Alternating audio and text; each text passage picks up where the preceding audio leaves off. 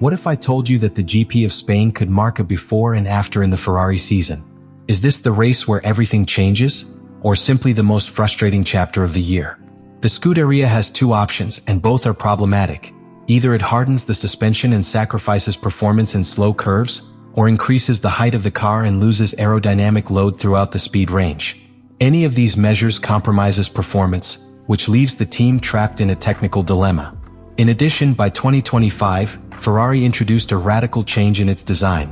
It abandoned its traditional pushrod front suspension system to adopt a pull rod scheme, seeking to improve aerodynamic flow around the car.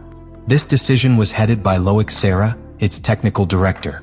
The intention was clear: to release space in the front, clean the air flow, and open new development areas that were already limited with the previous architecture.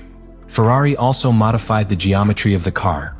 He displaced back the beginning of the pontoons, increasing the distance between the front wheels and the cabin. This should reduce aerodynamic interference caused by front wheels. But in practice, these modifications have not translated into results. In high-speed curves, the SF25 continues to show obvious deficiencies against Red Bull and, above all, in front of McLaren. And that is seen in the numbers. In classification, Ferrari's deficit with McLaren has been more than 3/10 for average during the last 4 rounds. Such a big difference in Formula One is abysmal. And although in some races they have achieved good results, such as a second place in Leclerc or some top 5, most of those points have arrived due to career incidents or errors of other teams, not due to pure merit. In clean air conditions, the car can show some rhythm.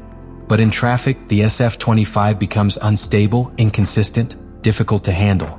What should be a tool to attack becomes a defensive machine. That is a huge strategic problem in a sport where every 10th account and opportunities last seconds. And what about Hamilton? Its driving style, based on an aggressive braking and precise entries, is harmed by the lack of aerodynamic load on the rear axle. You cannot trust the car when entering a curve, and that translates into errors in loss of time, in results that do not reflect its true level. This is not a problem that is solved with talent. It is a concept of concept. Ferrari designed a car with good intentions but committed from its base. And if that is not corrected, no world pilot will be able to compensate him with his hands. What might seem a simple update of the technical regulation is, in fact, one of the most important inflection points of the entire season. The entry into force of the TD018 technical directive in the Spain Grand Prix imposes a much more strict regulation on the flexibility of the front wings.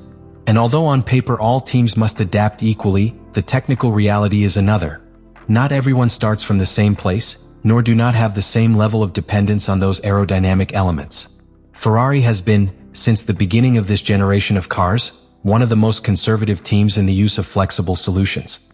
Their development in 2024 focused on a structural rigidity that, although they prevented them from reaching the same level of aerodynamic efficiency as Red Bull or McLaren, could now become a strategic advantage. What was previously a limitation in pure performance, today becomes a lower need for redesign. From the Spain Grand Prix, the front ailerons must pass more severe tests that evaluate not only their resistance under static load, but also their deformation under simulated dynamic conditions. This implies, in practice, that the most sophisticated solutions developed by McLaren and Red Bull, based on microflections that generated efficiency without breaking the previous rules, must be modified or eliminated. The effects of this change could be huge. According to internal estimates of Red Bull, the cost of redesign and manufacture new ailerons to meet the TD018 could represent up to 10% of the annual development budget. A considerable figure, especially in a year where all teams are simultaneously investing in the 2026 concept, with new general technical regulations. McLaren is, according to multiple sources from Paddock, the team that could be most affected by this new regulation. Its aerodynamic design has been highly dependent on flexible solutions that offered an ideal balance between load and tip speed. If that advantage is reduced, the relative performance of your car could fall abruptly. Red Bull could also experience an impact, although lower, thanks to the versatility of its general package. Mercedes, meanwhile, has remained silent, but there are indications that their latest improvements also incorporated elements with a certain degree of structural flexibility. Ferrari, on the other hand, comes with a clear approach. There will be no package of massive updates in Spain, but one piece: a new front wing design from the beginning to meet the new regulation. Fred Vasseur publicly explained that they prefer to introduce only this piece to clearly understand its effect on car behavior. The objective is to isolate variables and not introduce multiple elements that hinder data reading. The interesting thing is that this new spoiler not only complies with the regulations, it also incorporates an important aerodynamic review. It is more rigid, yes, but also more efficient, with a distribution of modified airflow to improve the stability of the front axle. It has worked for months in this component and is not an improvised solution. In addition, Ferrari will bring a revised version of the rear spoiler, based on the design of 2024, but adapted to recover the balance of the car under the new regulatory conditions. All this suggests that Ferrari has opted for precision before the quantity.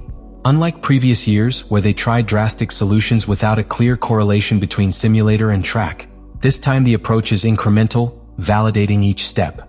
And that strategy could be decisive in an environment where other teams will be forced to improvise. In the paddock, there are already rumors that changes in ailerons will cause competitive rearrangement. Some grid engineers have admitted in private that the new tests have forced their teams to redesign critical areas of the car, not only the wing itself, but also the support structures, the mass distribution, and the interaction with the flat background.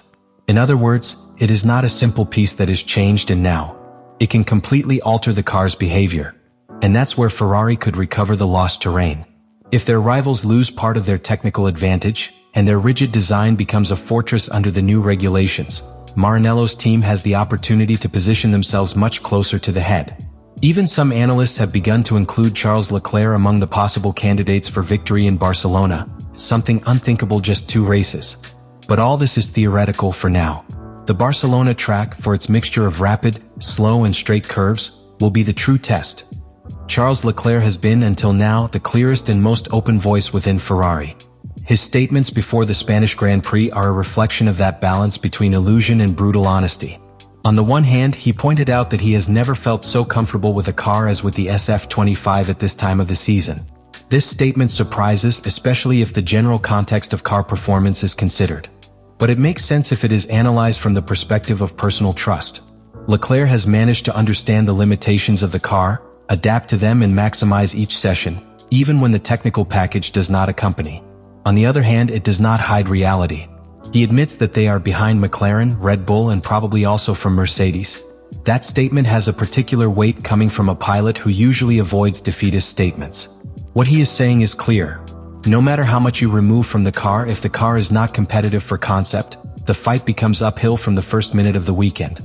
In the last races, Leclerc has shown consistency, good results under difficult conditions, and an admirable ability to capitalize on any foreign error. He was second in a race with chaotic conditions, ended several times within the top 5, and despite the lack of pure speed, he has kept calm.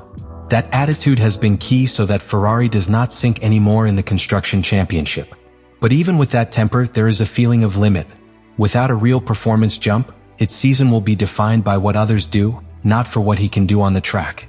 On the other side of the box, Lewis Hamilton's situation is more complex. The 7-time world champion lives a complicated transition in his first year with Ferrari. It is not just the change of equipment. It is a change of philosophy, of environment, tool. And that tool for now does not adapt to your style.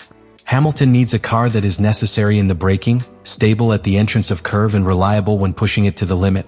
The SF25, by design, does not give any of those guarantees. The lack of aerodynamic load in the rear axle prevents him from attacking the curves as accustomed, and that insecurity is reflected on the track. The paths are less aggressive, the most conservative times, and in some moments, frustration is evident.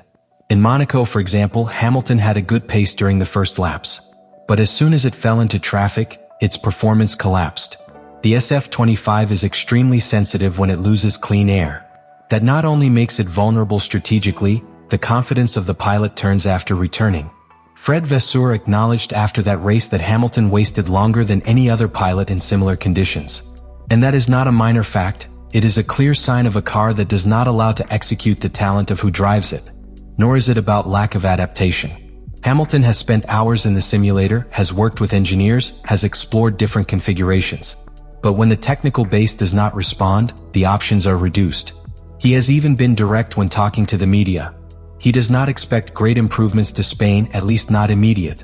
He knows that the new spoiler can change things, but he also knows that no component itself will completely transform the car. The interesting thing is that, despite everything, this should not be interpreted as an internal breakdown. On the contrary, In the Ferrari environment, there is a relationship of mutual respect between the pilots and the technical team. But that does not mean that both are facing the same question. To what extent can a car that simply have the necessary performance can be pushed? Leclerc maintains hope, supported by rumors of the paddock that indicate that the new technical directive could significantly alter the competitive order. Hamilton, on the other hand, observes cautiously. He has already lived seasons where the changes promised a lot and delivered little. The difference in experience between the two translates into different expectations. Leclerc sees an opportunity to recover ground. Hamilton sees a possible improvement, but not a definitive solution. Ferrari arrives at the Spanish Grand Prix at a turning point. After 8 races, the results have not been expected and the SF25 has proven to have more conceptual limitations than technical virtues. The performance deficit with respect to McLaren, Red Bull and Mercedes has not been reduced over the weeks, and the solutions that have been tried so far have offered marginal, but not transformative improvements. However, the entry into force of the new technical regulations on the front wings poses a completely different scenario. It is a unique opportunity for Ferrari. Not for what the team has recently done, but for how he chose to develop his car since last season. Its conservative approach, which until recently seemed like a ballast, could become a strategic advantage if the teams that depended on flexible solutions are reduced their competitiveness from this race. The new front wing is the first step, but it is not the final destination. Ferrari has not brought a complete package of updates for Spain because he wants to understand exactly what effect this piece will have on the general behavior of the car under the new regulation.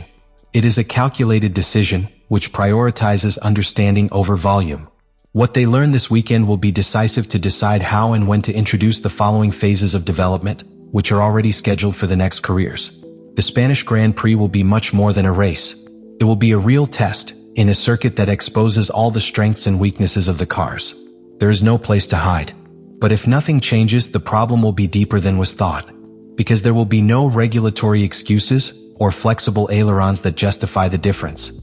We will have to look back towards the base concept of the car and accept that it has not lived up to the demands of a season where the margin of error is minimal. Leave us your opinion. Do you think this new regulation can really change the competitive order? Or are we facing another weekend where Ferrari's hope faces the hard reality of the stopwatch?